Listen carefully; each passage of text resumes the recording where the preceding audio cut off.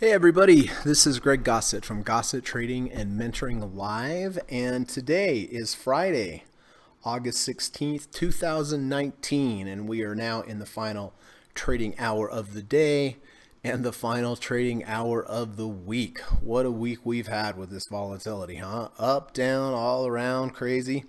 I'm mainly an end of day trader, which means I like to place my trades at the end of the day. I feel that the prices at the end of the day are the most valid prices of the day, because that is when the large financial institutions, hedge funds, and market makers take over the prices from the algorithms, which I consider noise during the day. So, another reason, an advantage to trade at the end of the day is that it gives you time to really analyze the market without thinking about entering and exiting during the day. I mean, you only have so much bandwidth every day. And, ever since I changed to becoming an end of the day trader, I feel like it's a much more holistic approach to trading, because I don't think about buying anything. I mean, I don't place trades during the day. I'm not having to manage them and making me lose sight of the big picture of really what's going on with the day. So, in addition to that, having more time to, look at your trades and focus on your trades for the end of the day, it's less stressful. You can go out and do things with your life instead of sitting in front of the screen all day. So, since I've started becoming an end of the day trader, it really has had a lot of benefits, both financially and emotionally and psychologically and all that stuff. So, anyway, we are having a big day today again. We're up 272 points on the Dow. The NASDAQ is up 133. The S&P is up 40. So nice, big, strong day today. Let me just make sure everybody can hear me. Hey, Brian is here. Brian 512. How you doing, buddy? Brian, I did a podcast about 2 hours ago. I was a guest on a podcast, and I was talking to the interviewer before we started the podcast about you. I said, yeah, there's this guy, Brian 512. He's 17 years old. He's interested in the markets and investing. And, he marveled about how impressed he was with you, and that you had an interest in this, and what an advantage you have over other people your age that have no interest or no knowledge of this. I keep telling you this every day, Brian, but put away some money each month. $20 a month, $30 a month, $50 a month, whatever you can afford, put it away, get it out of your hands, put it in an account, and then, use some of the strategies that we talk about as far as, getting in the market, getting out of the market. But if you continue to do that, Brian, by the time you're retired, you will have a lot of money. I promise you, you will have a lot of money. And the biggest advantage you have on your side at the moment is that you're young and you have time. That is the biggest advantage. A lot of people get into tradings in their 40s and their 50s, or they start thinking about investments in their 40s and their 50s, and they don't have the time working for them. Therefore, they have to make riskier decisions. They have to take more risk. And you're in the perfect position of being young, having time on your side, studying the markets like you're doing. You're way ahead than most 50-year-olds, I promise you. So thanks again for coming. I hope you're getting something out of this, Brian, but I'd really, really like to see you succeed. So, all right. Well, listen, so the format for today, as usual, first of all, we're going to run through, First of all, we're going to run the U.S. legal disclaimer. That's about 40 seconds. After that, we're going to come back. We're going to take a look at my current positions. We're going to talk about when I bought them, why I bought them, and more importantly, how I'm going to manage them going forward. And then after that, we're going to do a few minutes on trader psychology. As you know, and I tell you guys every day, the most important aspect and what you can do with your trading to become a long-term profitable trader does not have to do with your setups. It has to do with your psychology. It has to do with, can you stay emotionless? Can you take that next trade? Can you stay away from fear and greed and get your ego out of the way and just trade your plan, trade your process, let your edge play out for you, right? So that's why I talk about trader psychology. We're going to do a little bit on that. Then we're going to come back. We're going to take a look at my watch list. We're going to go through all the stocks in my watch list. We're going to look for something to buy this afternoon at the close if and only if we get some good indicators lining up, and ideally we get a multiplicity of indicators lining up. The way that I look at technical indicators are as groups of buyers. When I see a 200-day moving average, I look at it as a group of buyers. When I see a 50 RSI above me, I look at that as a group of sellers. When I see a 30 RSI below me, I look at that as a group of buyers. So, if you want a stock to go up, you want to make sure you're in the company of other buyers. You don't want to be in the company of other sellers when you're looking to buy and you want it to go up, right? So that's how I look at technical analysis. I look at it as groups of buyers potentially coming in, and if I get 2 or 3 or 4 indicators that line up at the same time, then I feel pretty confident that there's groups of buyers there. It doesn't mean it's always going to go up, but it's better to get off on the right foot with other groups of buyers than start off with sellers. So that being said, if we find something at the end of the day that makes sense from a technical standpoint, I'm going to go ahead and enter that position. And then after the market closes, if anybody has any questions about what I discussed today, if you're not clear on something, if you'd like me to take a look at a particular stock, I'm happy to give you my opinion on that. If you're having some kind of issues with trading, whether it's fear or ego or anything else, don't be shy. Put it in the chat. Let's talk about it. I mean, that's why I have this channel, is to try to help people become better traders and investors, and dealing with all aspects of what trading entails. So anyway, that is the plan. So I'm going to go ahead and run the U.S. legal disclaimer. So I will be back in about 40 seconds. So please hang tight.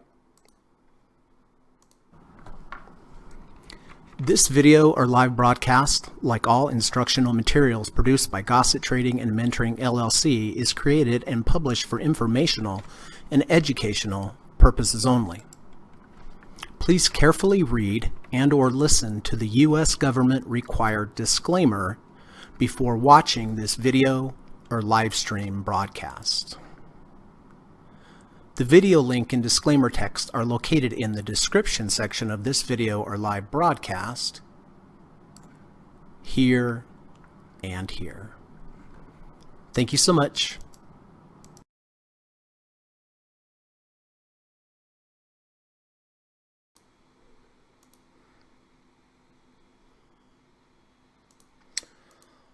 Okay. Hey, William's here. Good to see you, William. William says, Greg, how you been? I've been doing well, William. Thank you for asking. Hope you're doing well. Brian512 says, what's the name of the podcast? So it's not up yet, Brian. And the portion where I was talking about you was not in the podcast. It was when we were just getting together. But right here, hopefully you can see on the screen, it's 10minutestocktrader.com, Christopher M. Uhl, CMA. But it was good. He has some really good podcasts. So I would suggest it's 10minutestocktrader.com. So, and then when that comes out, I will tell everyone about it, post a link if you guys are interested in taking a listen, basically talking about how I got started in trading and so forth. So Steve Burns says the DIA bounce worked out so far. Steve, you're the master. Steve took 2 really nice trades yesterday on the DIA, and let's take a look real quick, Steve. He had that nice bounce off of the 100 and then closed back up into the channel. So he's had a wonderful day on that. Nice trade, bud. And he also had Etsy, which is up 1.74%. I was going to talk about this at the end, but since we're talking about it here, guys, go to Steve's website, newtraderu.com. He has such good content on there, articles. They're free. You can read all about them. Brian, you should definitely take a look at this, but he also has some nice trading courses available. He has a weekly video newsletter that he does 3 times a week where he breaks down the market. And then along with that, he has a chat available on Twitter. I subscribe to it. I listen to it every week. That's you know, that's why I know what trades he has because of this. So he's had a good week, right, Steve? You've had a great week because you missed out on the big plunge that we had, which was on, when was that? Today's Friday, Thursday, Wednesday. So that was on Wednesday. Completely missed out on that, and then scooped it up yesterday. Not the Qs, but he did scoop up the Dow and the Etsy yesterday. So, you know, it's important to make money in the market, guys, but it's also just as important to miss out on the big down moves, because every penny that you miss out on losing on the downside, you actually are making, right? A penny saved is a penny earned. So, you know, go to Steve's website. It has great content. It has, you know, the video newsletter, has some trading courses. I would highly recommend it. I've taken all of these courses. And then if you haven't subscribed to him, subscribe to him on Twitter. He also posts these articles there at S. Joseph Burns on Twitter. And thank you, Steve, for including me in your list of top traders today on Twitter. I always appreciate that. Thank you very much. All right. So what are we doing? Okay. We're going through my current positions. All righty. So I did buy Philip Morris back on the 13th of August. I bought it because we had this bullish engulfing bar. That means the bar went below the previous day bar and above went below the previous day's low, and it went above the previous day's high. In addition, it was a large explosive candlestick that also moved up over all of the moving averages in one fell swoop, got above a 50 RSI in the value zone, all the stuff that I like. I only took a half position here because of this large bar. Obviously, I wish I would have taken a full position, but I'm happy with the half. Trust me. Next day on the big day down, it did test all the moving averages, but it was strong enough to hold above. And you can see we hit a profit target yesterday.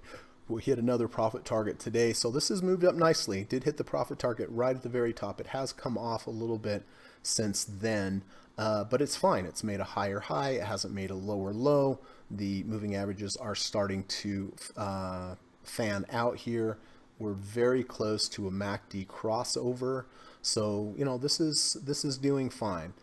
It's moved about 1 ATR away from my entry. You know, how am I going to manage this? I'll just have to see, but my gut right now is telling me either one, to close below the previous day's low. I don't know if it's extended far enough away for me to implement that, but we'll just have to see what the price action is, or close below the 5-day moving average. If I want to give it some more room, I would give it the 10.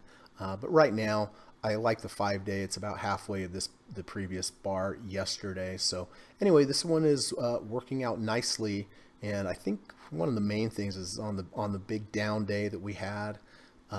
You know, the relative strength was quite high and didn't really beat us up like the other positions did. So Philip Morris is doing great.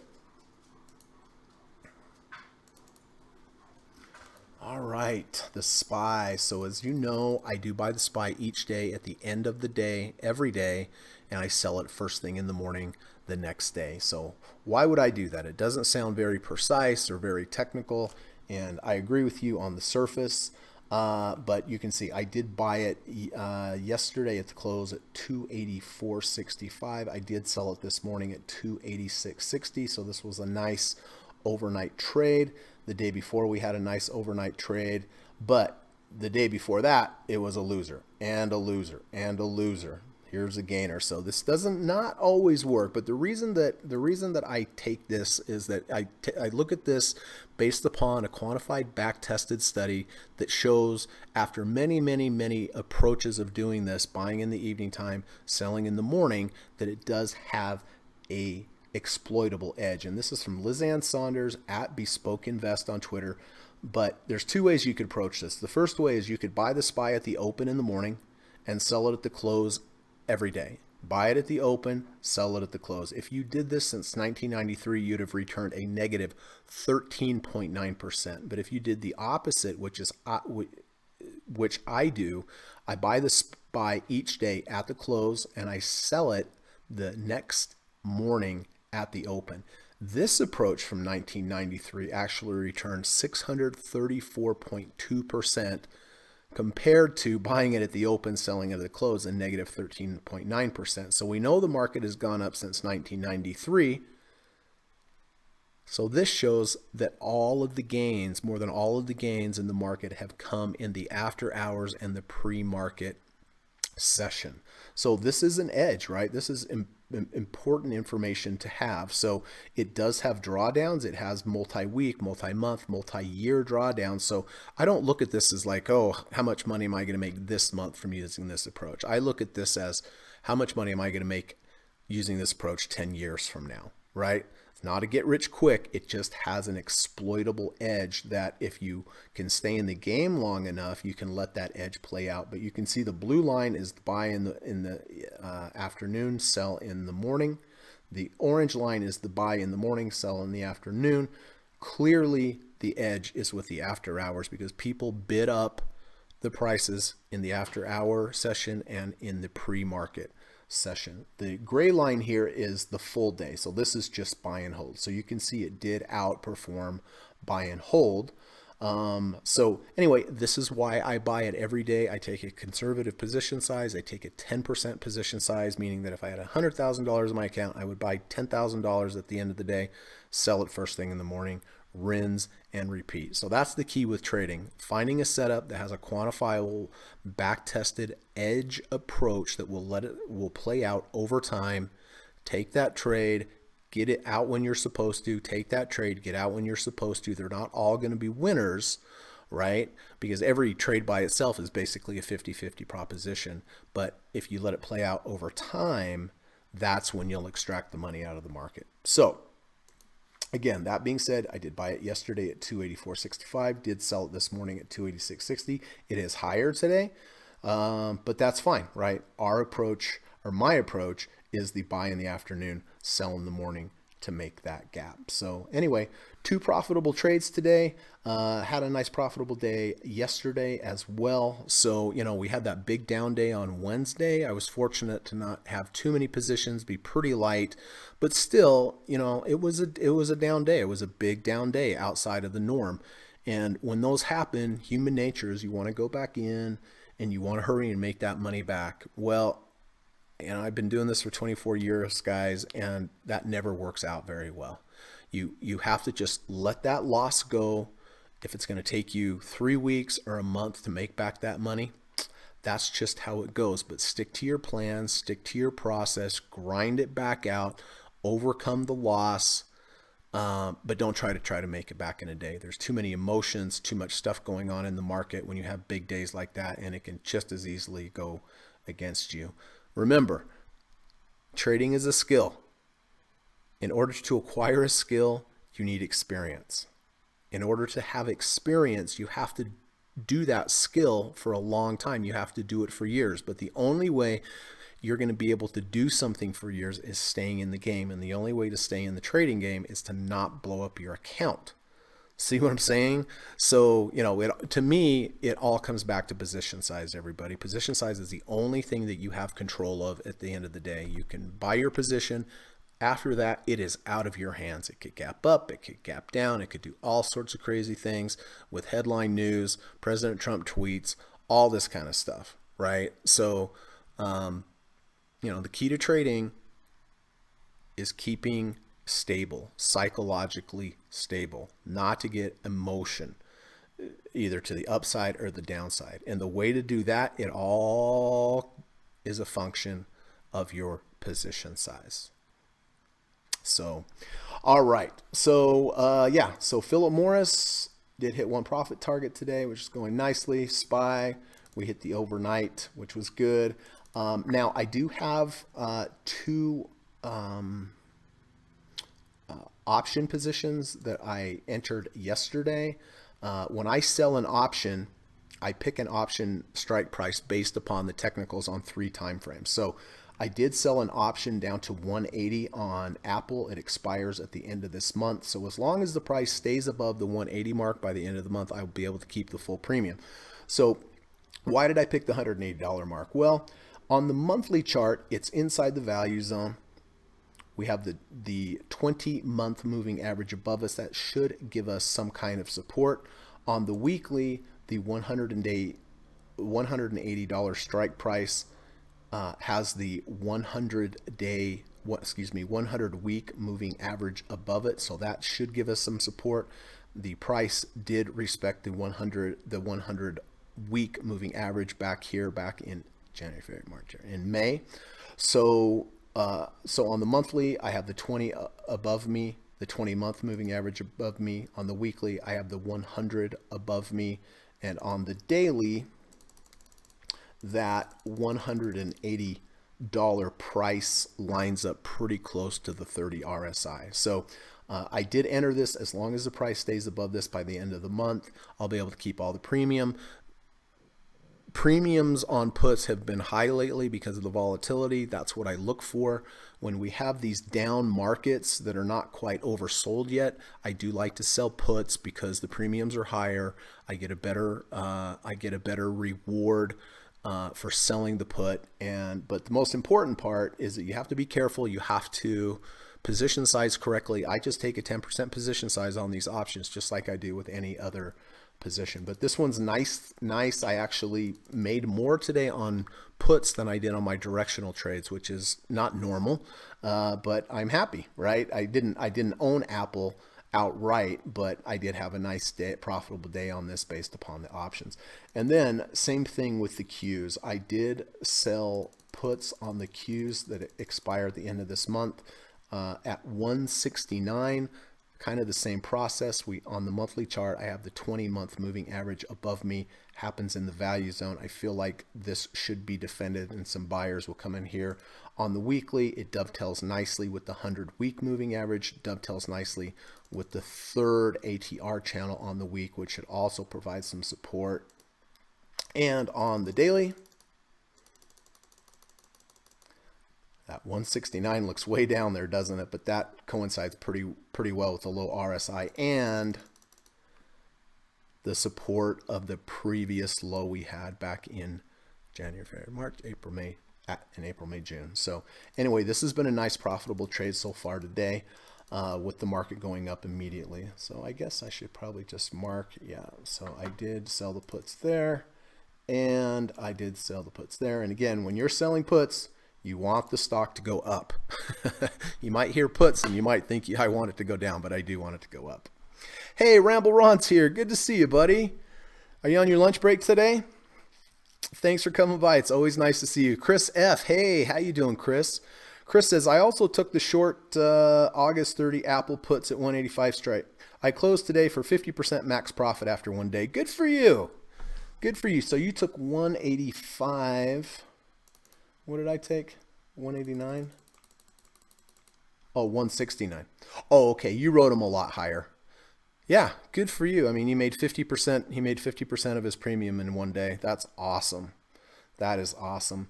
I've made about 55% on one, 60 on the other. Generally, my rule is if it happens within the first half of the option expiration, if I get 80% in the first half, I'll take it. If I get 90% in the second half of the window, I'll take that as well. So, nice trade, Chris. Glad you took that. Ramble says, love options for that reason. Yep. But you have to be careful. You know, I mean, selling options always seems pretty easy until you have that one that goes against you and wipes out 3 or 4 months worth of your profits, right? So, you know, when I trade options, I'm still watching the prices. If I don't like the prices, I'll just go ahead and get out, even if it hasn't hit my my strike price yet. If I don't like it, I'm just going to act on the side of caution. And again, like I said, position size, everybody, you know, position size means everything. If you sell too many options, you're really going to be in trouble. If you sell, you know, a conservative amount of options and it goes against you, it's how it happens, but it's easier to recover. Chris says, if I get 50% or more after only a couple of days in the options, I am out every time. Nothing worse than watching a nice winner go red. Take the profit and look for the next setup. Yeah, I don't disagree, Chris. I mean, you can find another option that has a little bit more meat on the bone. Ramble says, yep, long lunch today. Good. Ramble said, made 50% off Apple call option on Tuesday. Good for you. Good for you. All right. Yeah, we haven't talked about options very much lately, but again, I don't sell options until volatility goes up. So listen, each day I like to do a little bit on trader psychology because I think it's the most important part of trading.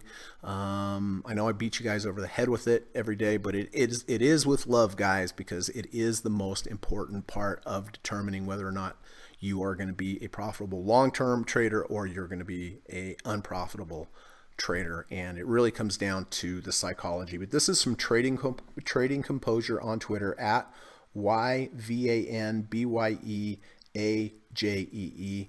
I really like this Twitter channel. He posts, daily good information, good words of wisdom when it comes to trading, because Trading Composure knows how important trading psychology is. And that's why he takes the time to post this information. So we should read it. But he says here, when followed, it creates your plan outlines the parameters of your success. Your plan outlines the parameters of your success. When followed, it creates structure and consistency, which in turn creates predictable outcomes in the long run. And, truer words have never been said. That's why you need a plan, everybody.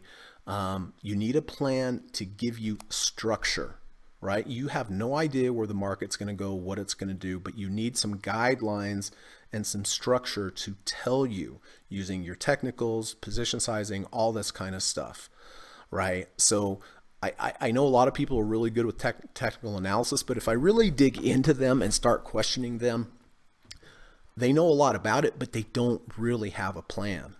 They don't have a plan. What's your money management plan? What's your exit plan? What's your phase out plan? What's your correlation plan? Right? They can talk all day long about the particulars about one particular indicator, but without putting it all together in a plan where you have if-then statements. If this happens, then I'm going to do that. If that happens, then I'm going to do this. It's so important, everybody, to create a plan that you can stick with. It doesn't have to be the best plan in the world. This is where people get confused. There's no secret method. You just need a decent plan where you limit your losses, you let your winners run, you know where you're going to be getting out if you're wrong, you know where you're going to be phasing out if you're right, if you have too many correlated positions. You're going to get out before earnings, right? You need an all-encompassing plan, everybody, and it doesn't have to be that technical or that great. You just have to follow it. And again, you're not going to follow it if you have too large a position sizes, because you're going to get scared out of a trade too quickly, either to the upside or the downside because of the large position. So find yourself a position size that suits your need. Some people might say, oh yeah, I could take $1,000 loss and it won't affect me. Well, maybe, but what about if you have 7 positions? Is that going to affect you? Probably, right? So you do some hard thinking, everybody, about what your maximum loss on any one trade really looks like, and then position size correctly. And then in addition to that, what about your combined positions? Let's say you're okay with a $300 loss. Okay, I'm okay with it. I can recover. I'm not going to become destabilized. But what about if you have 5 of them that do it in the same day? Are you really okay with losing that $1,500? Be honest with yourself. If it's not, if you're like, yeah, I'm going to become destabilized if I lose $1,500, well, then cut your position size in half. And maybe you'll be okay with the $750. But your plan outlines the parameters of your success. When followed, it creates structure or consistency, which in turn creates predictable outcomes in the long run. If you have an edge, you will have predictable outcomes in the long run. If you have an edge, you have to make sure you have an edge. You have to take the right type of setup to allow you an edge. But it's in the long run where you're going to make it. So anyway, thank you, Trading Composure. Appreciate as always all your good words of wisdom. Ramble Ron said, or if it doesn't go your way right away and takes a week or so and you only make a couple bucks. Ramble says, options are tough. Biggest drawdown, in my humble opinion, compared to stocks is that exits profits taking is not nearly as smooth as with stock. Yeah, yeah, I agree, Max. You have bigger bid ask spreads and so forth. It's tough to put in stops, things like that. But I do like to have a variety of different trading approaches. The overnight SPY approach, the directional trades on the stocks, the long-term crossover trades. But I do like to sell. I do like to sell puts. I do like to sell premium, just as a different profit center, and just to have some diversification in my approaches. You need diversification in your stocks, but in my opinion, you also need diversifications in your trading approaches. Good to see you, Max. Oh, Max says, I actually trade options because account size too small for stock trades, and I like instruments. However, I still struggle with sizing and profit taking. Yeah, it's a little different for sure. All right. Well, listen, let's get to it and go through. I know there's some potentials today, but let's go through each one. What do we have? We have about 28 minutes. That should do it.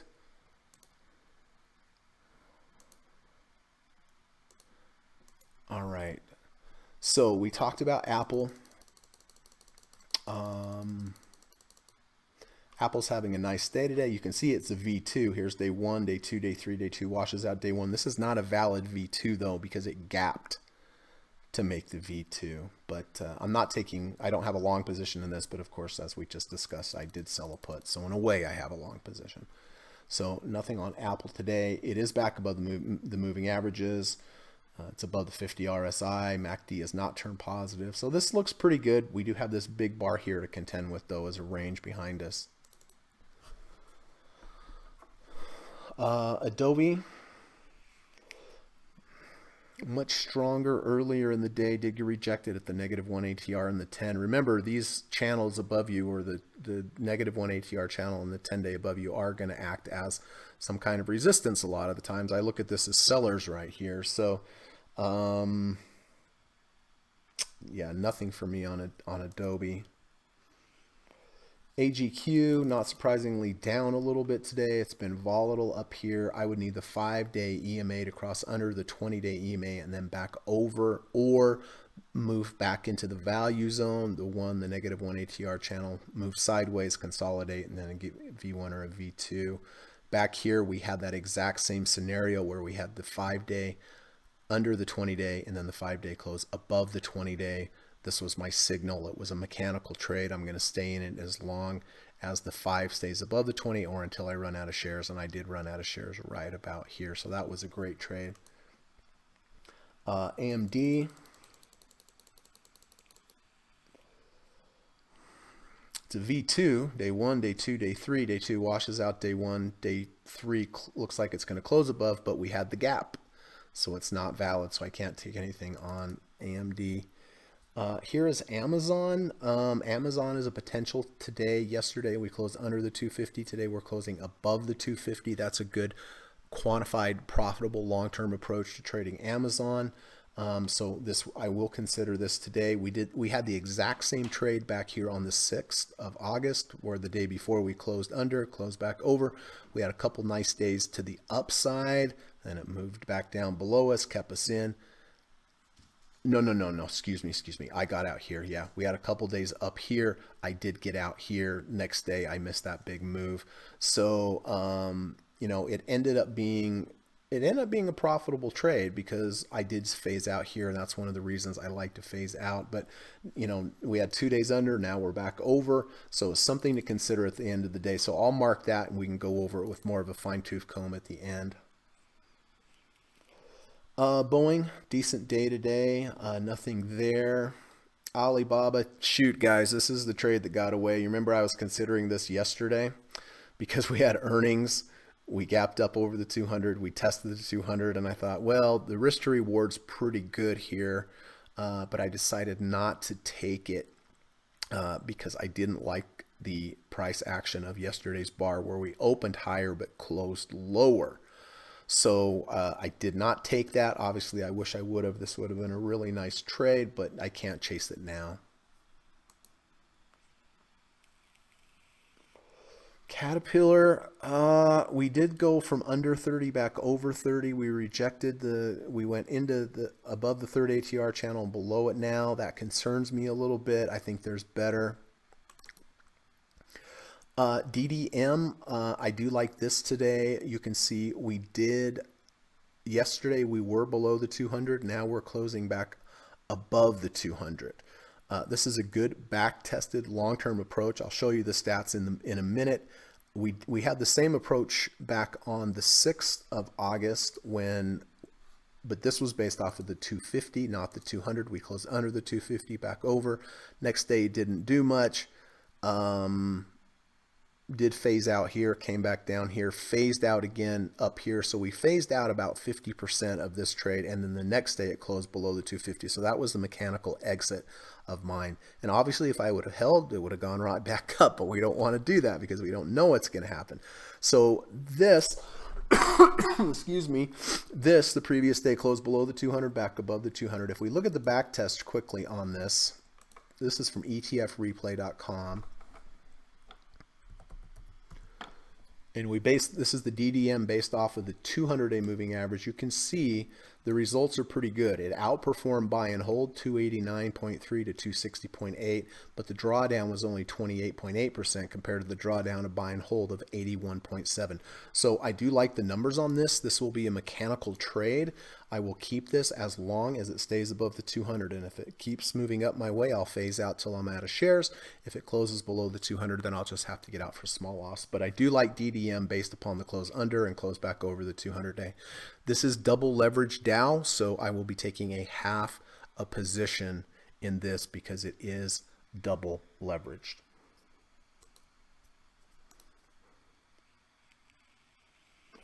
Walt Disney did reject the 100-day, moved back up. It's in that 42 RSI range. I don't like that range. Etsy, nice trade from Steve yesterday. When it tagged the 30 RSI, it has moved up nicely today. I don't think I'm going to buy this here though, but I hope that keeps going up for Steve. Ford Motor Company, we're still under the 200-day moving average, so nothing there.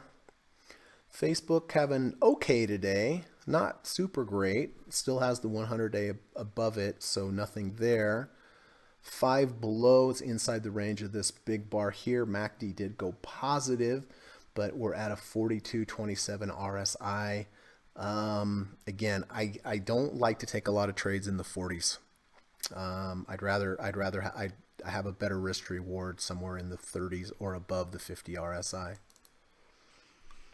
Gold down a little bit today. It's had a huge move. In order for me to get interested in gold, I'd have to have the 5 EMA cross back below the 20 and then back over, or like silver, a move back into the value zone, have some consolidation, sidewards movement. But again, guys, it's about patience, right?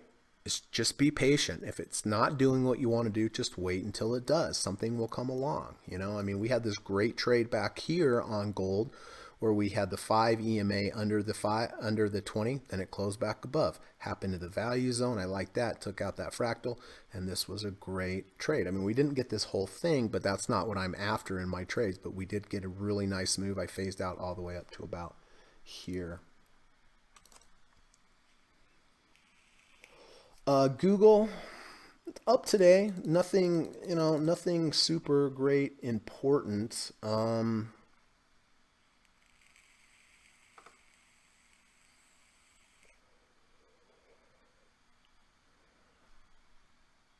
Did take Google here on this higher low, moved up, had to get out here when we had the close below, but there's nothing today. Goldman Sachs is a potential today. It does back test well off of the 200, under the 200, back over the 200. In addition to that, it went under the third ATR channel, back over the third ATR channel. In addition to that, we have this previous low here, and looks like right now we may close back up, which would make this a false breakout. So I am going to tag that as potential.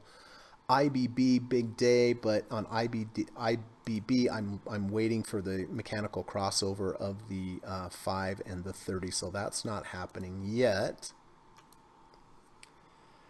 Intel having a good day.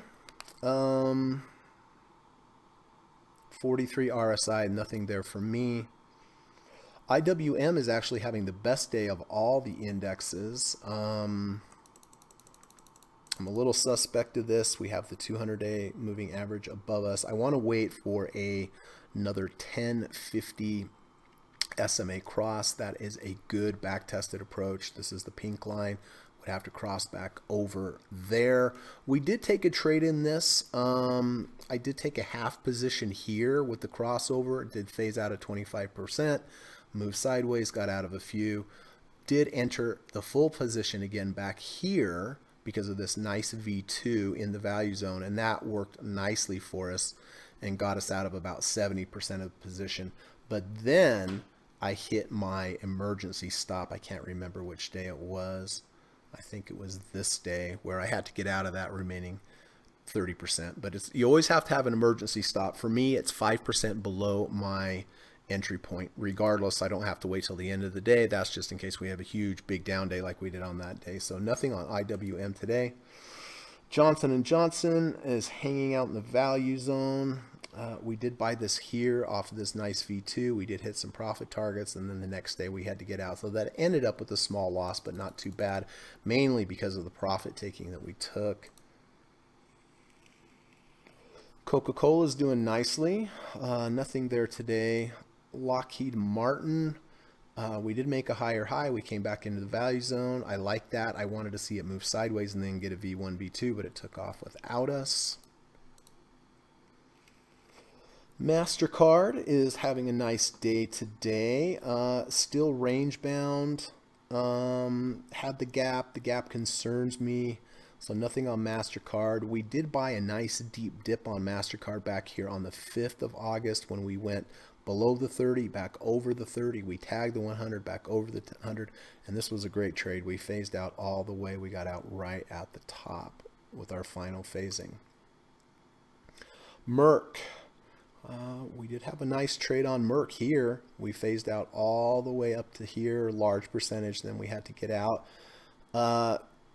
We have a V2, but it's not a valid V2. Day one is much larger than 1 ATR. And we gapped today here as well. So nothing on Merck. It looks range bound to me. Microsoft, it does look like it's trying to retake the 50-day moving average. It is a V2, but again, it's a V2 that happens. Here's day 1, day 2, day 3, day 2 washes out day 1, day 3. It is closing above day 1, but see the gap? That invalidates it for me. We took a trade back here. This was a losing trade. On this higher low V2. Here's day 1, day 2, day 3. Day 2 washes out day 1, day 3 closes above. It was higher low. I liked all of that, but again, you never, even if you have a great setup, you just don't know what's going to happen. And the next day it puked on us. So, the takeaway here is no matter how good a trade looks, everybody, it does not mean it's going to win. If you take that trade 100 times, it'll probably win 65 or 70 times out of 100. But there's also that other 30 to 30% of the time where it's not going to work your way. So it's important to position size correctly. So nothing on Microsoft. Apparently I should have bought Netflix yesterday when it went under the 30 and back over, but I did not because it rejected this previous range. I do like this today. We have a valid V2. Here's day 1, day 2, day 3. Day 2 thoroughly washes out day 1, day 3, closes above day 1. You say, Greg, but there's a gap. There is a gap initially, but see how it came back and filled it? And then it went back up. So we have a valid V2. We have a nice washout. It did take out this range. And one thing I do want to point out here, we don't talk about this much, ATR divergences. See this previous low? See how we're at the 4th ATR channel? See how yesterday we went lower, but we didn't even make the 3rd ATR channel? So that is a divergence, just like a MACD divergence or an RSI divergence. It's just showing that it did not have the same strength as this move down here. So I will be buying a half position of Netflix at the end of the day. Today, it's a 37 RSI, so it gives me more room up to the 50. My stop will be probably right about here, a close below halfway of the washout bar. And it does actually have a double bottom with a divergence. See how deep the bars are here? We have a rally, paint a little green, come back lower, but the bars are much less than we rallied. So that's my trigger. I will be buying half position in Netflix at the end of the day.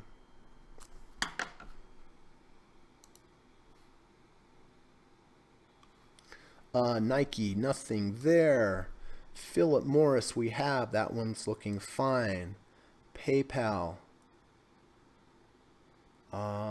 Did come out of the 30 RSI, but nothing there. Qs I have with the puts, but I would not be buying the Qs here for a directional trade today. Snapchat. Interesting, it's down today. We did make a lower high. It looks like we are washing out that low. It looks like a potential for a V1 today, so I will mark that. I don't like that it rejected the 50 RSI, but we'll check back with that in a minute. SPY, we're going to buy that at the end of the day. Square, not really participating that much in the rally, it looks like. SSO is double leverage SPY. TLTs had this monster run. Have moved down a little bit today. It's too high for me to buy. Tesla, it's a V1. I'm sorry, it's a V2, but it's not a valid V2 because the day one is larger than one ATR channel. Now, Twitter looks pretty good here. I mean, we make this high, we come down, we make a lower high, but yesterday we washed out that low. If this closes above Wednesday's close, this would be a completely valid V1. Narrow bar, washout, little gap, but we close the gap, then reverse back up. So the key here would be 40.65. So I will be looking at that. UNG has had a nice move, but nothing there. UNH, it's consolidating under the 200, nothing there. Oil, consolidating, nothing there. Dollar has had a nice move. Looks like we've come off the high. Looks like we're going to close lower than the open, even though we're still up on the day. VIX, makes sense that we're down today on such a big up day. Nothing there, but we do want to watch and see when we start getting back into some support. We did have this nice trade back here.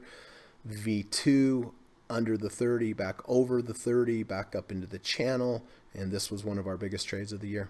We phased out all the way up to here, but nothing today. Verizon, it's poking its head above the 200, but it's not really respecting the 200. Here it's down below, it's above, down below, above, so nothing on Verizon. Walmart had earnings up much higher today, reverse, so nothing there. XLE is interesting today. This is the energy index. We did go under 30, back over 30. Looks like we're under the 30 ATR channel, back over the 30 ATR channel. I do like all of this. I'd like to see it get above this previous low, get back up in the range, but this looks pretty good. It gives a good risk to reward ratio. XLF is the financial ETF, was under the 200, under the third ATR channel, now back above both of them and back above the 250-day moving average. It's a 42 RSI, which concerns me a little bit. You know, if you traded this mechanically, you just keep it as long as it holds above the 200. You wouldn't worry about the discretionary trades. So if I do buy this today, this will be completely 100% mechanical unless it closes back below the 200. Real estate moving up higher, nothing there. Utilities moving up higher, nothing there. Healthcare had a move back up over the 200-day. I don't think I'm going to do anything with that. And pharmaceuticals did have a V2 here today.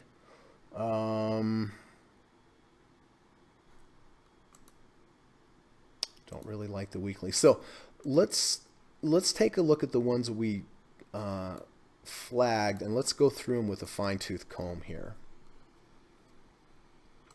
So here's Amazon. We do know that it closed under the 250 and back over the 250 is a good back-tested approach. It's a 40.39 RSI. If I take this, this will be a discretionary trade. It will not be a mechanical trade. You know, I have to look up here into the 50 RSI range as kind of my theoretical initial profit target, or the top of this previous range. You know, so do we have the risk to reward to make it worthwhile? Probably. We probably do. Let's look at the weekly. It did hold the downward sloping 50-day moving, 50-week moving average. We do still have a lot of supply that came in above us. That's the one thing that concerns me, everybody. So what else? We have DDM. I am definitely buying this mechanical trade because we had to close under the 200, close back over. I'll just continue to hold this regardless of what happens and phase out until I'm either out of shares or it closes below the 200. So DDM is a for sure for me. Goldman Sachs. Let's look at the weekly. On the weekly, we have the 100 above it. We have the downward sloping 50, which we are now below.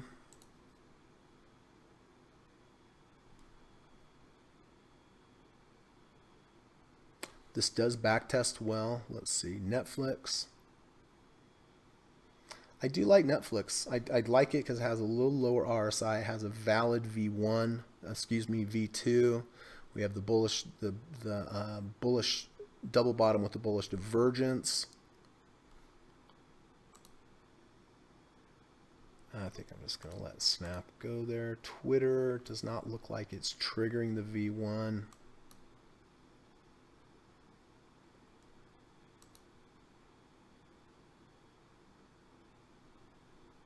So we're going to have to decide between Goldman Sachs. It's similar, under the 200, under the third ATR channel, back over. Looks like it is holding this range. Let's look at the financial sector. Definitely stronger on the financial sector as far as the move back above the range. 42 RSI on that. Goldman Sachs has a 40.65. Goldman Sachs did reject the 5-day. I think I'm going to have to go with XLF on this one. So I'm going to put in an order to buy XLF.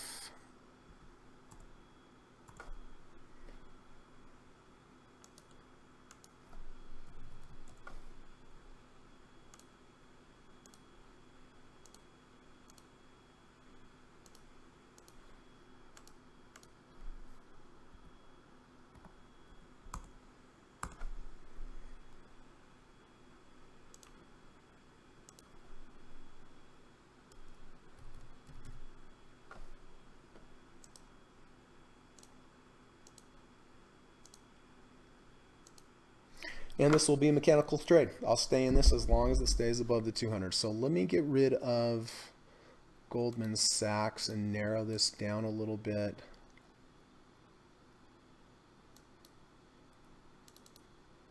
Okay, so we have the order in to buy XLF. We have the order in to buy DDM.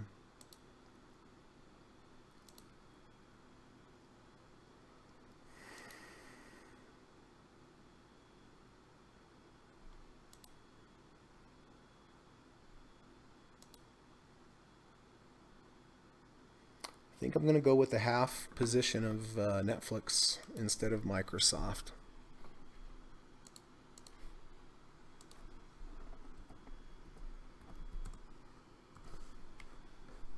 And I can't remember whether or not I can do a market on close on Netflix, but I'm about to find out.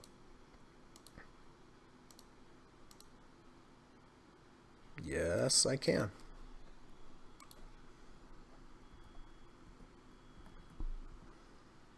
Now this is a half position because this is under the 200-day moving average.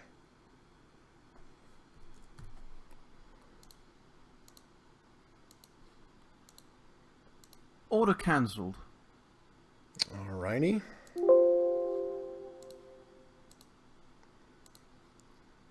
Order partially filled.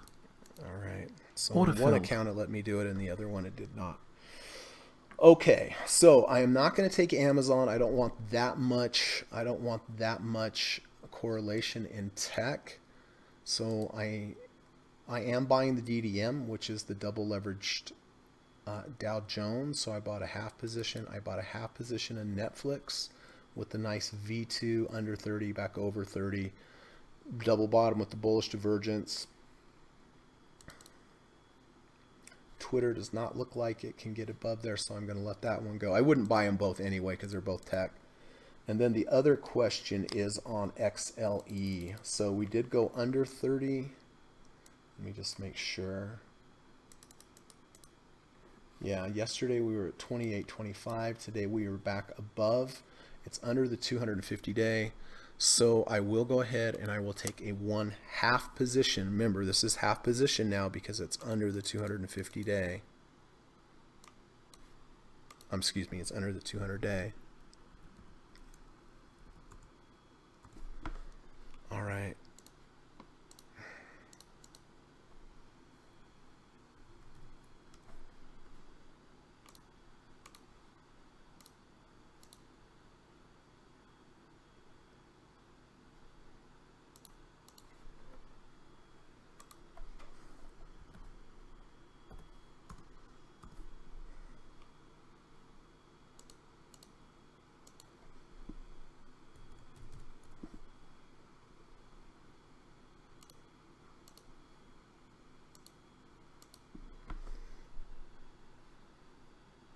Order cancelled. Let me see here. XL. Order cancelled. All right. Good thing I checked that, everybody. I put in 2 orders. Good thing for that. All right. So I do have an order in to buy a half position of Netflix. I do have an order to buy a half position of XLF. I have an order in to buy full position of the DDM and the SPY. So full position here at the end of the day on the close back above the 200. Netflix, the V2 back in the range, under 30 back over, half position.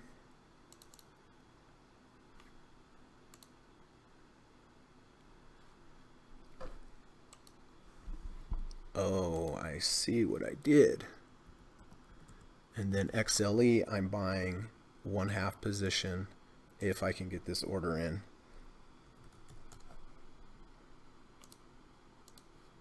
At the end of the day. Yes, and yes. So it seems like a lot of positions, but a bunch of them were a half position.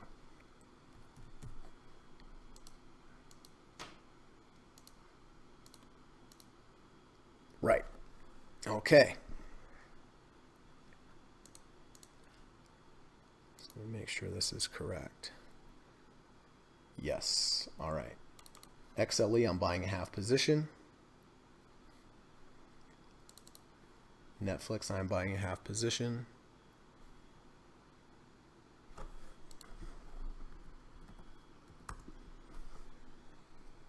XLF, I'm buying a half position. DDM, I'm buying a full position.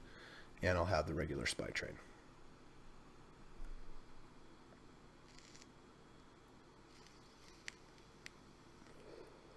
What do we have? We have about 40 seconds.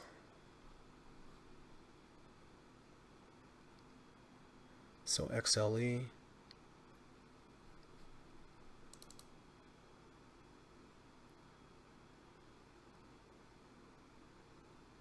Yeah. Okay. XLE, half position. Netflix, half position. XLF.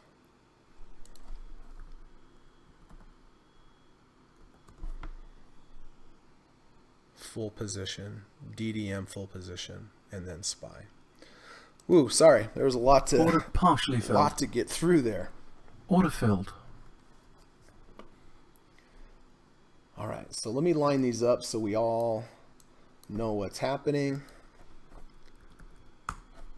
All right, so DDM 4596.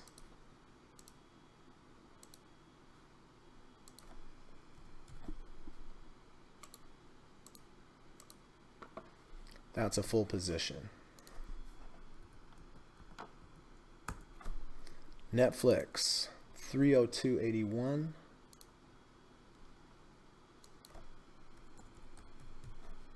This is a half position.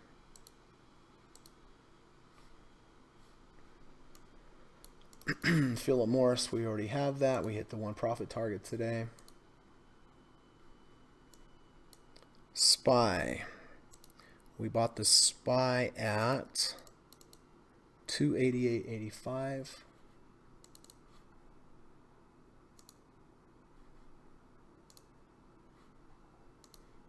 So 288.85. XLE. Order cancelled. Half position at 57.02.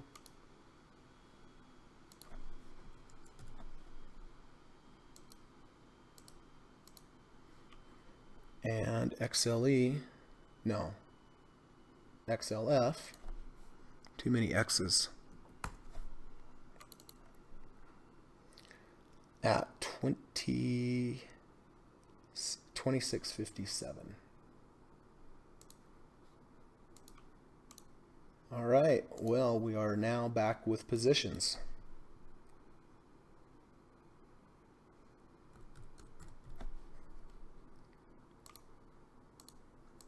All right, so let's go through one more time. Full position on the DDM with the close under, back over the 200. I'll keep this as long as it stays over the 200. I'll continue to phase out.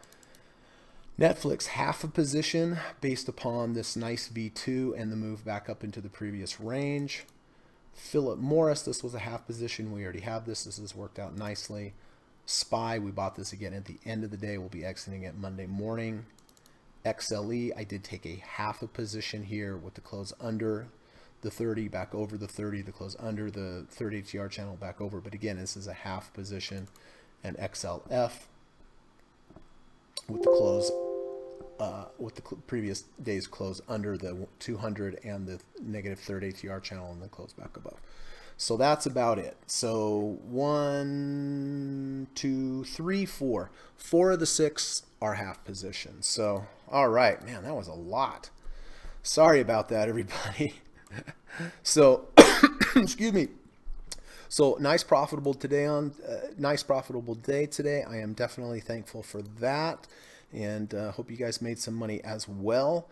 Listen, before we get to questions and answers, if you have any questions, please type them in the chat. I'm happy to answer any questions that you have. But I do want to put in a quick plug. I do offer private one-on-one coaching, teaching, and mentoring lessons in the evening time via Skype. So if that's of interest to you, please let me know. My hourly rates are in the description, and my contact information is there as well. And you can contact me on Twitter. What else? Probably the biggest advantage, everybody, to having a one-on-one lesson is, one, I teach it to you. I make you teach it back to me.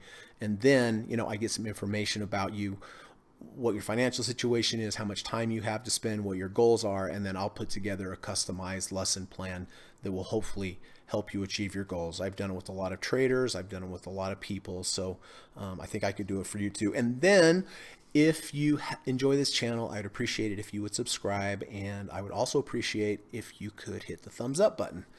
It does help get the channel out to more people. I've had a lot of good feedback from people saying, Greg, it's really, how you trade really changes my trading. I'm actually making money now. So I started this channel to help as many people as I can. So, you can help me do that and help other people if you share it, maybe share it on social media or hit the thumbs up button. So, okay, that's it. That's my spiel and my plug. So let's see if anybody has any questions.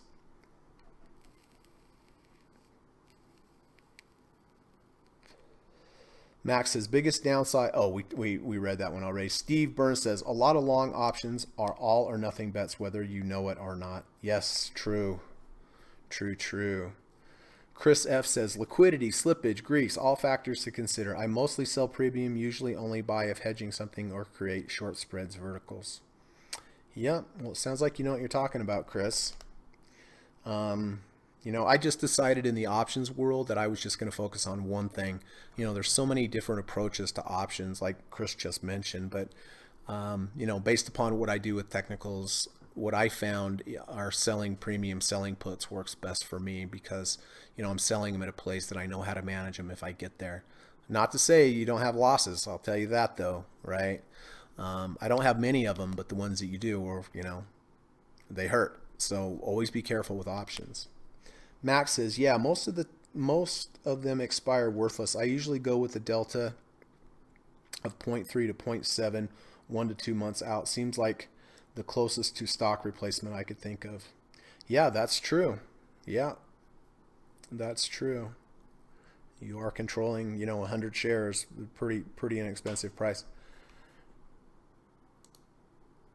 Chris says, Tasty Works free commission day next week for those that trading options through them.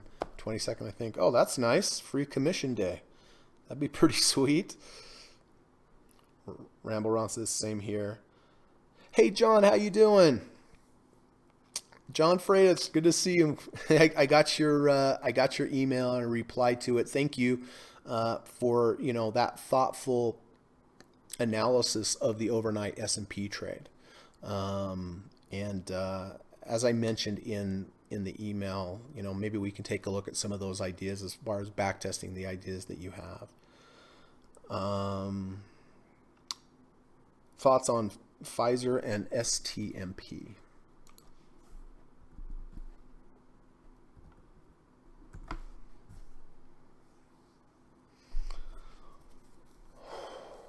Well, boy, Pfizer has really had a tough go, hasn't it? It gapped down and never went back up. We went back up a little today. John, you know me, I generally do not like to buy anything under the 30 RSI. Let's look at, and right now it's at a 20 RSI. And if you look on the weekly, well, at least on the weekly, we have found some support at the 200-week moving average. So, that is good, right? I mean, it's something. Let's look at the monthly. Monthly looks like it has some support at the 50-month moving average. I mean, look, this is a huge big dip on the longer time frames like the monthly. It looks like, you might have some support at the 50-month. On the weekly, it looks like you did find some support at the 200. On the daily, well, it looks like we were under the 19 RSI and we closed back above it. Let's see, yesterday, 17.99. The longer term time frames looks like they have some support, and I just don't think I would touch Pfizer here.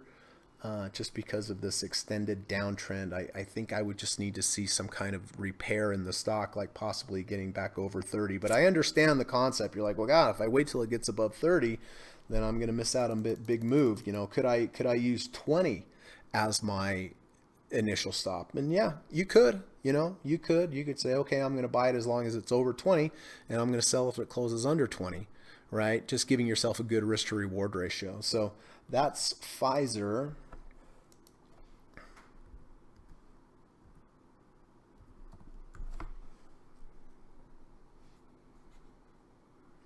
Well, stamps.com has come to life a little bit, hasn't it? We had this range that we moved sideways for a long time. Looks like earnings were good. We had a big, strong move up. It did come back into the range. Would have been a little bit too high for me to buy, even though we got to the halfway of this bar. And then today, huge day. I mean, huge day. But could I buy it up here to 70, 71? I couldn't. It could keep going higher. I don't know, but I just couldn't buy it here. I mean, if I was forced to buy it here, I'd say, okay, I'd get out if I have a close under 70, but I just don't think it gives that good of a risk to reward at this point. Another thing I might want to point out here, though, is see this previous high? See how high the RSI was? Now we're even higher, but you see how we're not quite as high as the reading of the RSI on that first move. So this is an RSI bearish divergence as well, and it's an ATR bearish divergence. See at this high, see we were above the 6 ATR channel. Now, sorry, I feel like I'm losing my voice. Now we're higher or equal to, and we're only at the third 4.5. So, I think this is pretty rarefied air up here, and I'm seeing some some bearish indicators.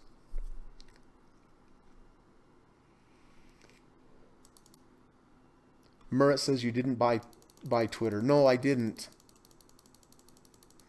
I like the setup. I mean, we move up, we move into the value zone. We did make a lower high, but we washed out that low. But do you see how 2 days ago, for this to be a valid V2, the close was 40.65? For this to be a valid V2 now, here's day 1, day 2, day 3, day 2 washes out day 1. Day 3 would have to close above Wednesday's close of 40.65, and we only closed at 40.58, so it's not a valid trigger.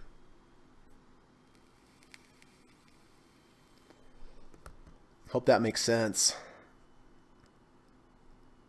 Max says, what do you think about stocks like AIZ, TRI?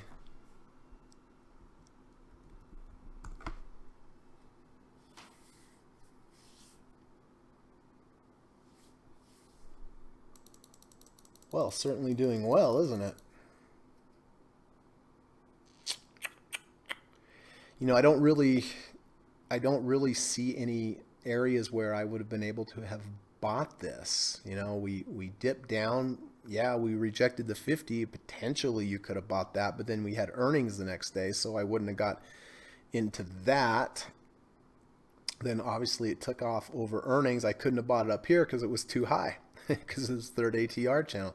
Did break over this range, and this is one of those situations where the third ATR channel did not act as resistance, and it kept going up. But I couldn't do anything with that there, Max. It just doesn't fit my parameters. And a lot of times stocks that don't fit my parameters go up anyway, right? But again, you have to have a plan. You have to have some kind of filters that tell you whether you can take this trade or not. Sometimes they'll take off without you, and that's what happens. Thomson Reuters. Well, we had a V1 yesterday, but not a good one. Here's day 1, day 2 washes out day 1 a little bit, closes back above, but day 1's bar is larger than 1 ATR, so I couldn't take it. But here's one of those examples. It's not a good V1, but it certainly moved fine without it. But now it seems pretty range bound. I don't think I could do anything with this. Murat says, yes, I see now. Does this mean that you will not get in since it cannot form a V2 tomorrow if it moves higher?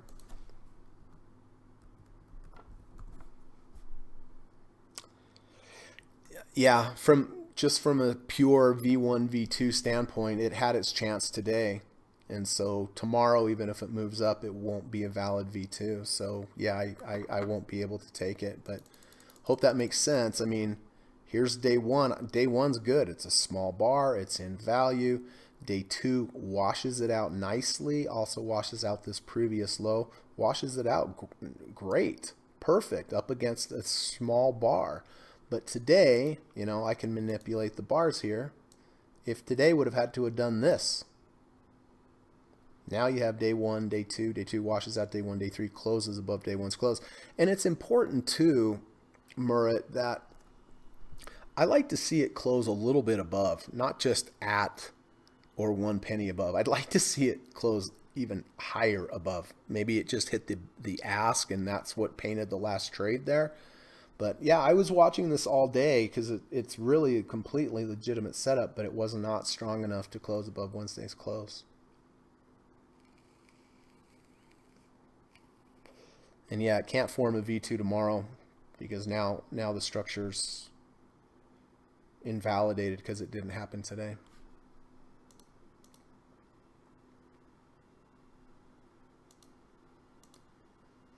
V1s, V2s are easy, but there's a lot of minutia to them. When you look into them deeply, you don't want to take them on a gap. You certainly don't want to take them if day one bar is larger than 1 ATR. I like them best when they happen within the value zone here, or if they happen like at the third ATR channel as well.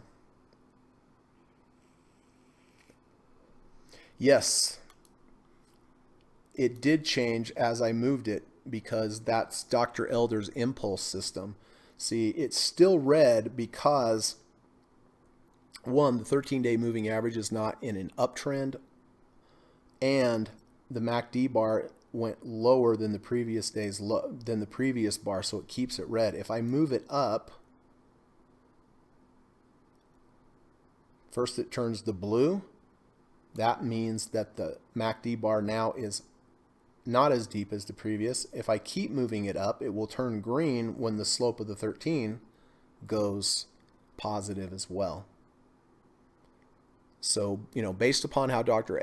Alexander Elder trades, it's okay to buy if the bar is blue or green. You just can't buy when it's red with his approach.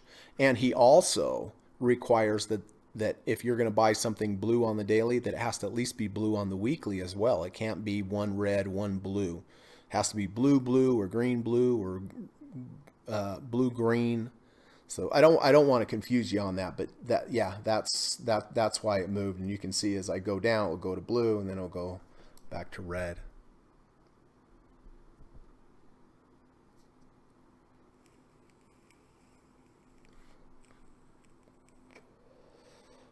Well, what a week, huh? What a stinking week. Tons of volatility. Well, we did enter some positions, so just real quick again. Mechanical trade on DDM, full position. Hold it as long as it holds above the 200. Netflix, you can see this is a V2. Where's my stop going to be on a V2 or a V1? Generally halfway of the washout bar. So I'm going to have to give this one a little bit of room to breathe here. So approximately there, if we get a close below halfway of the washout bar, that'll be it. Philip Morris, we've had this for a couple days. It has moved our way. I'm probably going to use the 5-day as my trailing stop. SPY, we entered again today here for the overnight trade. So we'll get rid of that first thing Monday morning. XLE did have this V2 under 30, back over 30, under the third ATR channel, back over the third ATR channel. So where is going to be my stop on this? Well, again, it's a V2, so probably halfway of the washout bar, but then that will also probably be a 30 RSI too. So I'll just have to take that one as it comes. A lot of times when you get stopped out on multiple. And then XLF, mechanical trade, over the 200-day moving average. So no discretionary in this one. I'm just going to keep this one unless it closes back below the 200. I'll get out or I'll phase out until I run out of shares. So that's that.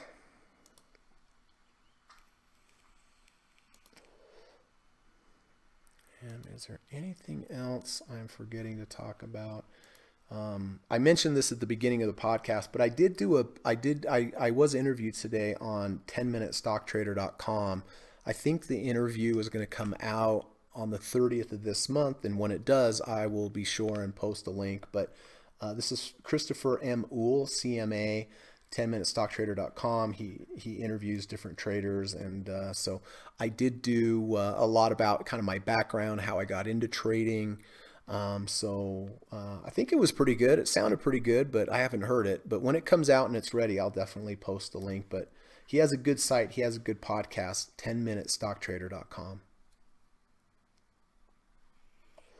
And then again, Steve, newtraderu.com. Go to this site, absorb everything he has here. He's a master trader, and it's really great that he's in our chat sometimes. Appreciate that, Steve. And thanks again for including me in your top trader list on Twitter today. So, Murat, thank you very much for coming by. I hope that you have a really nice weekend. Max B, it's good to see you. Hope that helped on AIZ and TRI. John, thanks again for the email. and for your thoughtful consideration on that, meditating on that, and giving me your feedback. Ramble, thanks for taking time out on your lunch. Chris, good seeing you, my friend. Thanks for letting us know about the free commissions day on Tastyworks. Steve Burns, thanks, buddy. It's an honor to have you here. Thank you for everything that you do. Great trading week for you. Congratulations. Brian 512, thanks for coming, bud. Proud of you, man. Keep up your studying. And William, good to see you, William. William from Hawaii. So hope you're doing well. Thanks for coming by. And so thanks to everybody. Thanks for investing your time. I hope you're learning something from this channel, everybody. That's why I put it together. So all right. Well, I guess that's it. Have a good weekend. Be safe out there. Do something nice for somebody. And hopefully see you back on Monday during the last hour of the market. So thanks again, everybody. Appreciate you coming. Take care. Bye-bye. U.S. government required disclaimer. Stock, options, futures, and forex trading is not appropriate for everyone. While there is a potential for large rewards, there is also a substantial risk of loss associated with trading. The material in this video or live broadcast is not geared towards any particular individual or to any particular financial situation and is not intended to meet the particular investment objectives of any viewer. This video or live broadcast, like all instructional materials produced by Gossett Trading and Mentoring LLC, is created and published for informational and educational purposes only. Any and all information contained in, implied, or referenced by this video or live broadcast is not to be construed as investment advice, and no representation is made that any individual or entity involved in production of this video or live broadcast is an investment or financial advisor or is registered or authorized to give any financial advice. We are publishers and educators only. Therefore, the various producers of this video or live broadcast will not accept liability for any loss or damage of any kind which may arise either directly or indirectly out of the use of any of this material, including any loss of profit. No representation is made that any account or investment will or is likely to achieve the profit or losses demonstrated. We recommend consultation with a licensed and qualified professional before making any investment decision. This video or live broadcast is not to be construed as an offer to buy or sell any security, financial instrument, or financial product of any kind. Notice is hereby given that any individual or entity involved in production of this video or live broadcast or their clients may have an interest in any security, financial instrument, or financial product mentioned or referenced. Any simulated or hypothetical performance result depicted does not represent actual trading and therefore may under or overcompensate for the impact of various market factors such as lack of liquidity. Thank you.